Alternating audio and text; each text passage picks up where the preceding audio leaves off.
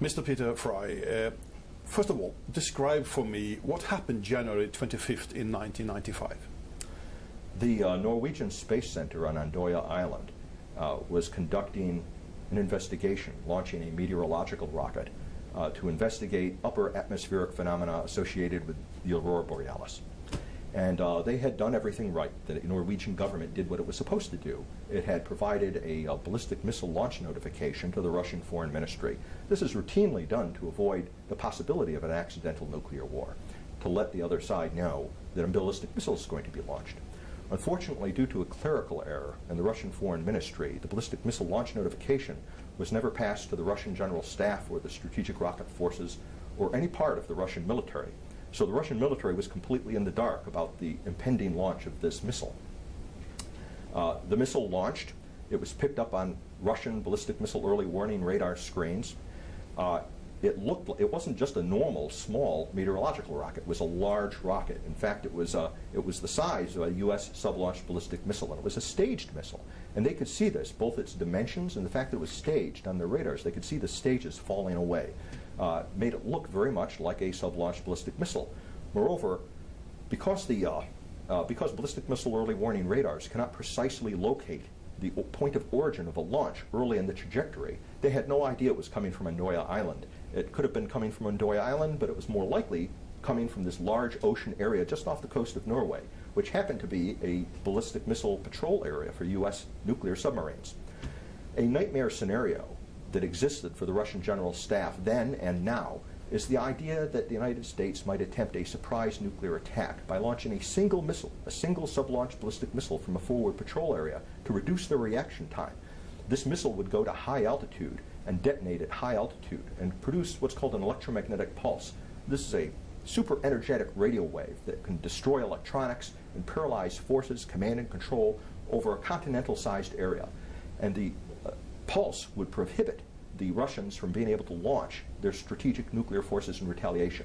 Then this would be followed in the Russian nightmare scenario with a massed U.S. nuclear attack. Right behind that EMP, we'd massively launch our forces, our bombers, to go and destroy their bombers and their missiles on the ground, and then thereby win a nuclear war. This was a scenario that they were very concerned about. And it looked like this scenario was happening to them, because here you had a sub-launched ballistic missile being launched, in their minds, from a forward patrol area. It was on a perfect trajectory to go to high altitude, that looked like an EMP attack. They made a threat assessment at the level of the Russian military and said, we're under attack, and activated the Chegets. What is a Cheget? A Cheget is a command and control instrument. It's like the U.S. president's football, except in Russia there are 3 of them, and 3 individuals, high officials in the Russian government. Any one of them has the ability to launch a nuclear strike using these Chegets. It's basically a briefcase that has complex electronics and communications and codes in it that would authorize the launching of a nuclear strike by the strategic rocket forces. And 3 people in Russia have it. The president at that time was Boris Yeltsin, the chief of the general staff, who at that time was General Kolesnikov, and their defense minister, who at that time was Pavel Grachev. 2 of these guys are military guys. Grachev was a general as well as defense minister, and Yeltsin was the president, the only civilian in the loop. The Chegets were activated.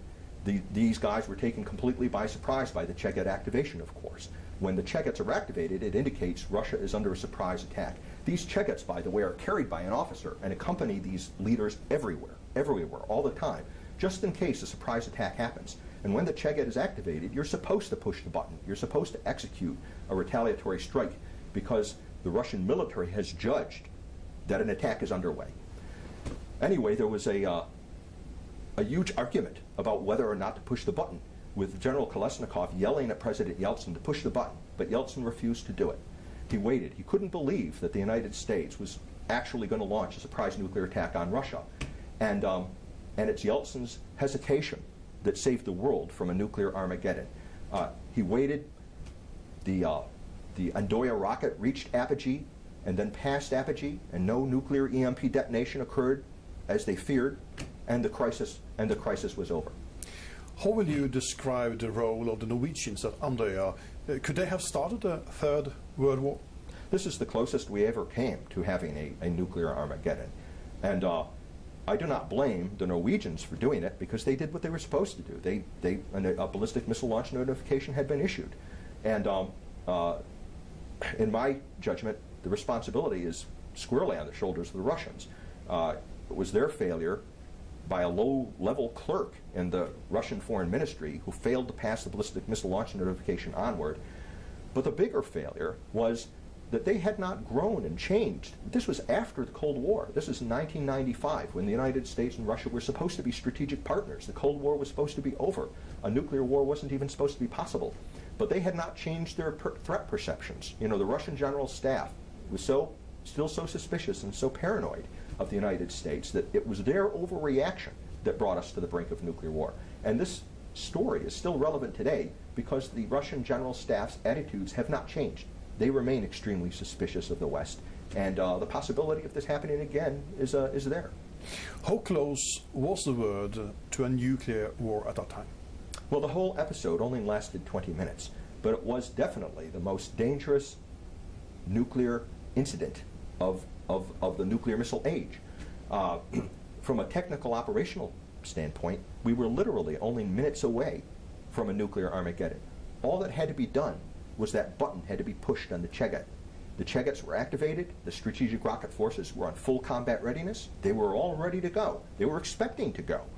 Yeltsin was supposed to push that button. It was only in his decision, to violate these emergency procedures that saved the world from that. How well known is this episode? Unfortunately, it's still not well known, and it really should be. This should be as well known as the Cuban Missile Crisis. Scholars and policymakers and strategists look back on the Cuban Missile Crisis, and we have done extensive study of it, to learn lessons from it so that we can avoid nuclear wars in the future. This episode deserves just as much attention as the Cuban Missile Crisis, maybe even more so, because it's a more relevant case study of how we might get into a nuclear war.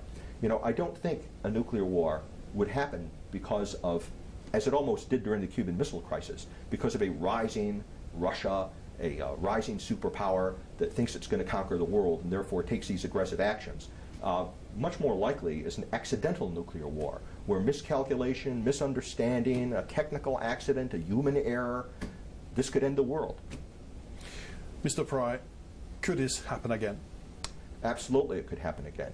The strategic nuclear forces of both sides remain on high alert, even though it's been many years that the Cold War has been over, ready to execute massive nuclear attacks on each other in a matter of minutes, despite the rhetoric that Russia is our strategic partner and allegedly, at least the United States doesn't see them as the enemy. Even in their open source military writings, Russia continues, and in their official military doctrine, continues to identify NATO and the United States as an enemy. It acts like we're the enemy. It is modernizing its strategic nuclear forces, even though we are not. The United States is not modernizing its strategic nuclear forces. The nuclear forces of Russia, in fact, another thing that makes this more dangerous and more likely is because it's the only thing left that really works well in Russia in terms of their military abilities. They don't have a strong Red Army the way they used to in the past. So the nuclear club is the thing they're most likely to reach to first. And you can see it even in the recent incident involving Poland and the Czech Republic. Just because NATO wants to defend itself and put defensive missile systems, defensive systems into Poland, just defensive radars, some defensive interceptors, small numbers of them, to protect NATO against a nuclear attack from Iran or another country in the Middle East. Russia is so paranoid that it sees that as a threat to itself somehow, and has recently threatened nuclear strikes on both Poland and the Czech Republic to target them with nuclear weapons if they proceed to play this role in NATO missile defenses. This is indicative of an attitude just like you had back in 1995, where the threat perceptions continue to be very paranoid. Thank you so much, Mr. Pry. Thank you so much for your interest in this incident. I hope that this program will contribute to scholars turning their attention to this neglected part of the Cold War. Our lives may depend upon understanding what happened in those very dangerous times.